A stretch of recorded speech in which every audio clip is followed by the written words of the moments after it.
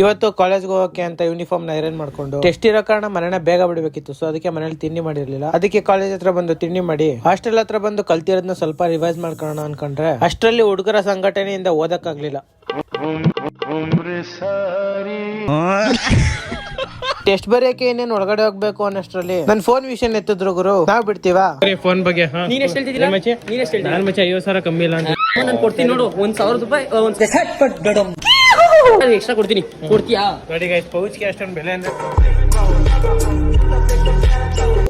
So ಆಮೇಲೆ test ನ ಚೆನ್ನಾಗಿ ಬರೋದು ಹೊರಗಡೆ ಬಂದ ಗುರು. ರಿಟರ್ನ್ ಊರು ಹೋಗ್ತಾ ಇರ್ಬೇಕಾದ್ರೆ ಈ ಹುಡುಗ ನನ್ನ ಹತ್ರ ಒಂದು ಕ್ವಶನ್ ಕೇಳ್ದ. ಮಲ್ನಳ್ಳಿ ಅಳಿಮೈ ಯಾರು ಗೊತ್ತಿರಾ? ನೀನೇ ಆನ್ಸರ್ ಹೇಳ್ಬಿಡು. ಸೊ ಆಮೇಲೆ ಬಸ್ ಹತ್ಬೇಕಾದ್ರೆ ಇವರು ಜಾಗ ಬಿಡಲ್ಲ ಅಂತ ಹೇಳ್ಕೊಂಡಿದ್ರು. ಯಾಕಂದ್ರೆ ಇಳಿಬೇಕಾದ್ರೆ ನಾವು ಇವರು ಜಾಗ ಕೊಟ್ಟಿರುವಂತೆ. ಸೊ ಅದಕ್ಕೆ